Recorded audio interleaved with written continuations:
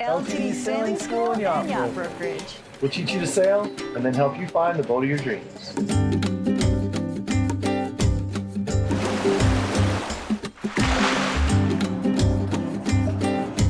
LTD Sailing, living the dream.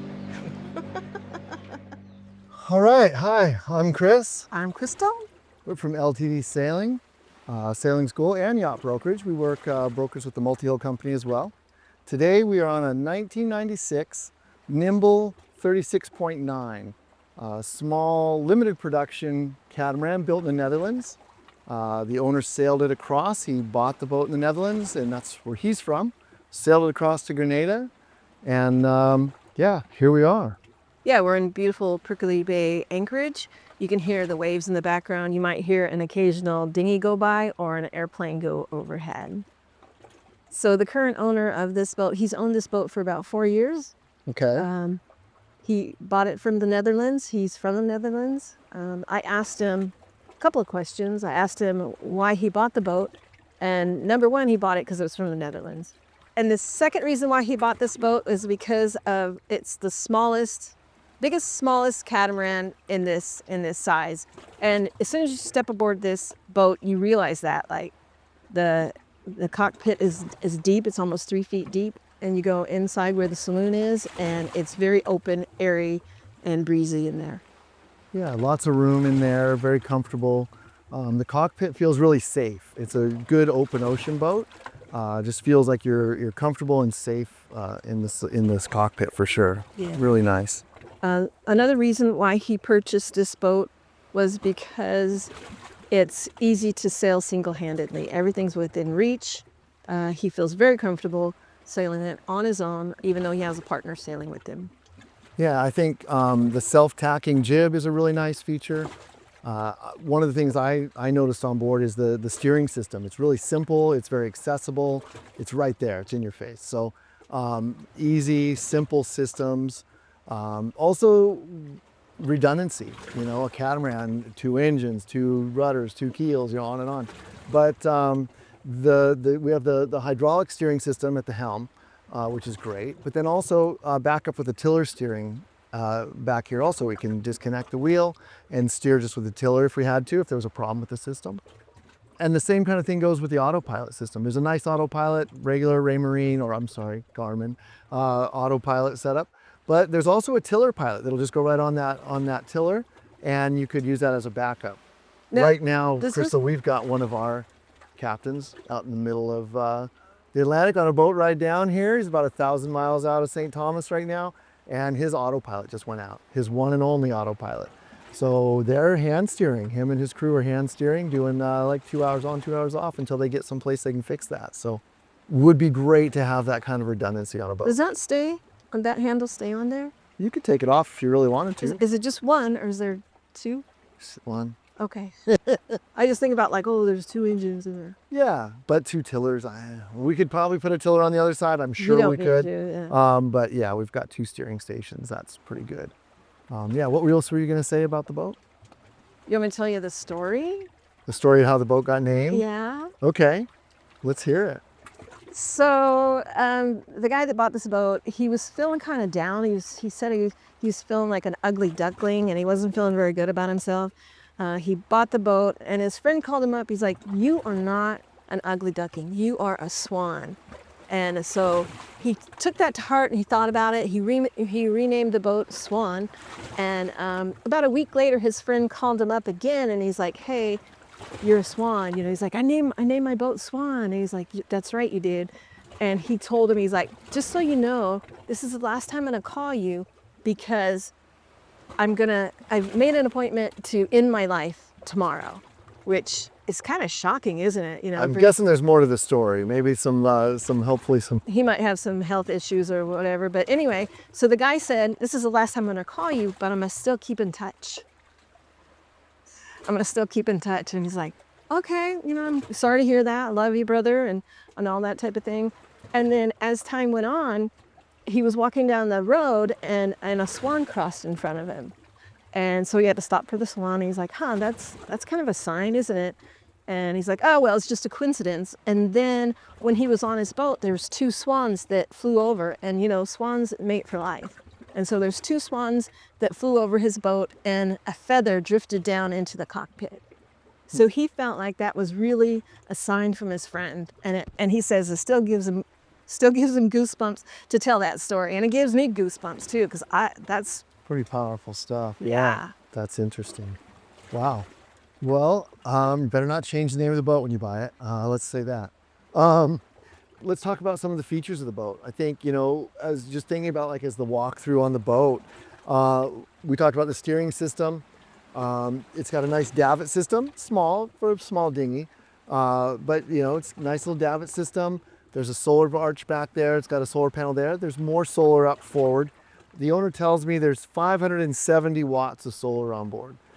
Pretty good. 6 solar panels, the one at the back, 1 soft panel, and I guess that leaves 4 more hard panels up forward on the cabin top. Yeah, because I was asking about the shore power. That seems like, I don't know, like 100 feet of shore power. But Chris was saying that he doesn't even use it anymore because of the solar power. Yeah, plenty enough. The boat has fairly simple systems, you know, refrigeration, lighting, instruments and stuff. So there's not a lot of load to put on the boat. But yeah, great to hear the solar more than carries that. That's awesome. I really like the traveler setup on this. It's a nice long traveler, really going to give you a lot of control over the boom. And you've probably noticed the mast is fairly far back on this boat. That means that you've got a fairly small mainsail, fairly easy to control that, like jibing or whatever. The power on this boat's really coming from those head sails. When I was looking at other boats, actually bigger boats of this style, I noticed that they didn't have any room to walk. There wasn't any walkways. Passageways on the side. Passageways on the side. And this, it's a small passageway, but it's enough to get you by and to get you by safely. Yeah, easy to move around, I guess I would say. Yep. You probably don't really need to leave the cockpit, but if you did, it's a nice, easy boat to move around. The standing rigging on this boat, some of it's new, some of it's a little bit older. It's all been inspected. They checked it out. Of course, they just crossed the Atlantic, so they had a pretty big interest in making sure that was right. Everything is set up very well. Good, solid standing rigging setup. Yeah. So they've owned this boat for 4 years. He said the previous owner, he didn't think that he used it very much, because I was commenting about the flooring and some of the woodworking on this boat. It doesn't look worn at all. Like some of these older boats, you could tell where everybody walks. The pathway is worn. And on this boat, the floors look brand new. It's really nice. It's a great looking boat. The custom wood headliners and the flooring, it just looks sharp. Yeah, it's a good looking boat. Going forward, there's a retractable bowsprit up there. So for running a Gennaker or kind of a Code Zero or asymmetrical spinnaker, that's a great setup for that. So you've got the relatively small main, big Genoa or jib, and then for off-wind sailing, you've got a nice reaching sail set up with that retractable bowsprit. Yeah. So they've lived aboard for 4 years and they've sailed for 4 years. And I love hearing that. What is it called when people sit out in the anchors? They're gardening. Is that what they say? Well, that's what our maintenance team has come to call it. These boats don't ever move. They call it gardening. They're gardening. They're growing sea urchins and barnacles. They're barnacle farmers. So yeah, gardening. So they actually sailed this boat and they've crossed the Atlantic. And their plan was to cross the Atlantic again and go back to the Netherlands, but things change, and his life has some life-changing experiences that he decided to sail the boat. At the end of the day, he still might sail it back, maybe bring some friends down and sail it back. He loves the boat. He doesn't want to sell the boat, but he knows that the best option at this point in his life is to sell the boat. And honestly, if somebody were to buy this boat and sell it again in a year, he'd probably buy it back from him. And this is the kind of boat, kind of at the price point where this boat is. This is a great little boat. A lot of times I'm looking at catamarans in this age range or size range, and they're priced higher or they're in really rough condition. And honestly, this boat, it's an epoxy resin construction, so no osmosis, very strong, lightweight hull construction. The sail inventory is relatively new. The main sail was new in August 2024, so not even a year old. The jib and Genoa are both, I think, 2013. both in very good condition, lightly used, still have lots of life left in them. They just haven't been used, other than the last 4 years, I guess. And then there's a Jenniker that's in like new condition, really very lightly used, hasn't hardly been used at all. So really nice. The standing rigging's decent, the running rigging's decent, and this might be the cream of the whipped cream on top of this one. These engines have 400 hours on them. Wow. 440 on one, 406 or 7 on the other one. Very low engine hours. You just don't find boats in this price range that are equipped and set up like this. Up forward, also, we talked about the anchor and the windlass setup, the ground tackle. I think I mentioned it's got a 20 kilogram rock to anchor. It also has a fortress, aluminum fortress as a spare anchor. And it has electric windlass up there with foot controls up forward.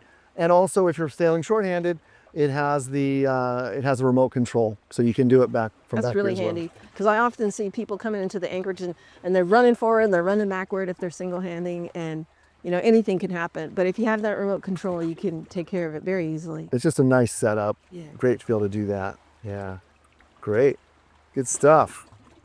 So this boat has a Garmin radar on it. I'm not sure what the model is. Check the listing for more details. But what I can tell you about it, it's not compatible with the new chart plotter. There's a brand new chart plotter on this boat. It's a Garmin. It's one of the new style Garmins. The boat was previously equipped with the older style Garmin. The radar works with the older style Garmin chart plotter, integrates with that one, but the cable needs to run a new cable down the mast. The cable's on board, it just needs to be ran. So if we ran the new cable, we could integrate it with the new chart plotter. That would all be great. Right now, the chart plotter, the old chart plotter is the only one that works with the radar setup. So it's on board, it's there. To be fair, sailing in the Caribbean, I don't use radar a whole lot. It's more something I want in the fog and in the cloudy, foggy Pacific Northwest kind of a thing. What about for night passages? It's great for night passages, especially if I'm looking for maybe boats that don't have AIS running on them. This boat is equipped with AIS, but if I had a boats out there that weren't running AIS, I can see them that way. I can also see storm cells. And at night, it's really nice to be able to see that squall coming at you before it gets to you. So you can reef down if you need to. Yeah. Yeah. I mean, that's what's kind of good about this saloon area that they have. It's also very roomy, and I would say it's got 360 views. Yeah, basically there's some gaps, but the really good visibility from inside from the saloon. So if it was cold, if it was rainy or whatever it might be, and you wanted to just run the autopilot, you've got the autopilot on remote, you've got your chart plotter right there. You could just sit at the helm station, be comfortable and safe, and run the boat from inside as well. Stepping out to adjust sails and taking a look around, of course. But well, that's a nice feature about this saloon area is if you have people over, it probably fits. He said he's had 8 people dine here before, but you can actually, as you're seated, you can see all the way around. A lot of boats are kind of sunken down and you can't really see out all the windows, but this one you can see out all the windows when you're sitting at the dining table. yeah, interior, talking about the saloon. The custom wood headliner, the custom wood flooring, really cool features. The new Garmin chart plotter at the nav station. That nav station would also be a great workstation. If you needed to work from remotely or something, need to do some computer work, it's a great spot, little workstation there, and you could set up your laptop and have a great spot. It's got a huge storage area too. Yeah, lots of good storage space for the size boat, for a 36.9, so just shy of 37-foot cat. There's a lot of storage on this boat. Yeah. Really nice. Talking about that large settee and the table inside, one of the cool features is that table, part of that table drops down. Were you looking at that? Yeah, he showed me that, and it makes into kind of a double bed, which is great when you're underway because you always want to have one crew within shouting distance. And it makes into a nice, comfortable double bed down there. Yeah. So if you're sailing shorthanded or even just doing a large passage, you could have one crew crashed out there. That way, if anybody needed help, they're right there. Plus, just a comfortable place to hang out, and relax and get some rest. Watch a movie. Yep. The boat has a heater. It's got a diesel heater. Not a big feature that people look for in the Caribbean, But if you were going to sail some colder latitudes, it would be great to have that. But honestly, there's been times in Florida when you wish we had a heater. There's best times. Those charter boats in Florida, they don't even come with blankets. So, so to have heaters, sometimes It pays well. Yeah. nice. Lots of windows, good light, good visibility. I really like the kind of the aesthetics of looking outside from the boat. It works well. Good flow. Victron Energy, there's a battery monitor system, so you can look at that. You can follow it on your phone, use the app, check your battery charging trends. What did you think about the galley, Crystal? So it's galley down, and a lot of people will automatically discount a boat because it's galley down. And honestly, I used to think that way until I had a conversation with somebody who insisted on galley down. Because you think about, like, you want to be part of the party, to be part of the conversation. But honestly, I don't think I want to. I think I want to be able to make my meals in kind of a private area, make my mess in a private area, and then go up and join everybody else. When somebody comes up to me and I'm in the middle of cooking, they're like, "How can I help?" And I'm just like, Got it. You messed up my routine. So honestly, I prefer the galley down now. Plus the refrigerator is eye level, the oven is eye level, and there's plenty of counter space. Yeah, and I think on a boat this size, you got to take that into consideration, right? We've got 36-foot boat, just shy of 37. We've got a great sized saloon and kind of dining area inside, and we've got a good sized galley. You couldn't have both of those in a galley up, right? You'd sacrifice. You'd cut the saloon in half. You'd cut the kitchen area in half, and neither one would be really adequate. So now we've got a great sized saloon area for hanging out, and we got a great sized galley where you can actually prepare foods and prepare meals and in comfort and safety. And it's midships. It's mid. So it's not like you have to go forward or go. Yeah, you're not going into the hole. The other thing is a lot of times on bigger boats, when you have that galley on the galley up design, it's kind of a dance floor, right? You don't have anywhere to brace yourself or to kind of, if you're underway and the boat's moving, yeah, it's a catamaran and they don't heel, but they still do kind of move and there's a lot of motion. So being able to actually brace yourself there while you're cooking and being safe is a good feature, I believe. Yeah. So yeah, it's got a 3-burner propane stove. It has the built-in oven that's in the side that's raised. It's actually a filtered water dispenser down there to make it nice. One of the things, I guess we're talking about water. This boat is not equipped with a water maker, but it does have really good water tankage. So the boat came with 220 liters of water storage, split into 2 tanks, and before they left to do the crossing, he added 2 more tanks, an additional 350 liters of water storage. They said they didn't need water all the way across. They had plenty when they got in, when they made it to, I think they ended up first in St. Lucia or Grenada. Got to check that back. But when they got here, they had plenty of water. It was like, okay, everybody can have showers, relax. We don't have to conserve water anymore, but plenty of water for that crossing without a water maker. You could add one easy enough if that was a priority for you. But it's a really nice feature that there's actually enough tankage. So you can get portable water makers too. Just in case of emergency. And on this for emergency kind of thing, that would work out good. Aft cabins have the full-size bunks. Actually, just one forward cabin. So on the starboard side, we've got galley and a forward cabin and an aft cabin. And then over on port side, we've got a nice big aft cabin and then a decent-sized head forward. Yeah, and so midships is the workroom, and he's got it set up really well. There's plenty of storage space. I mean, he was showing me all the nooks and crannies that had drills and a suitcase full of attachments and parts extra spare parts. Yeah, where that galley's set up over on starboard side, on port side, we've got a nice workshop area with tons of storage, spare parts, tools, kind of everything you would need to keep the boat going. And even a clothesline. Even a clothesline, I didn't see that. Awesome. The escape hatch below the stairs here, he added that. Yeah. It's part of a safety feature that's required, I think, in the Netherlands, and he told me what it was, and I can't remember what it was. Yeah, it's an escape hatch. A lot of the little bit older cats will have that. A lot of the new ones, they've gone away from it. They changed the safety requirements. They found that they leak more often than they save lives. So, you know, everything's a trade-off on a boat, right? So kind of a cool feature that he added that. Yeah. Cool. One of the features I really liked on this boat that kind of just, I've never seen before, apparently in the Netherlands, they have quite a bit of shallow water. Oh.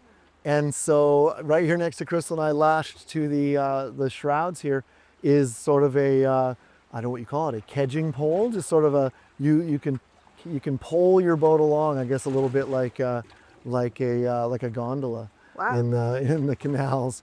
So yeah, it's just something I'd never seen on a boat before.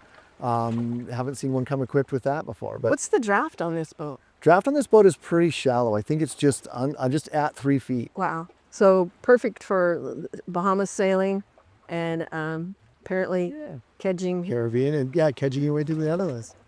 Very cool. Nice. All right. Well, cool boat. I think you guys should check it out. It's definitely, let me know if you have any questions about it. I'd be happy to do a live walkthrough video on this boat for you if it's here in Grenada. The owners are going sailing for a couple weeks, and then they're going to bring the boat here. It's going to be on one of my mooring balls right here in Prickly Bay. Yeah.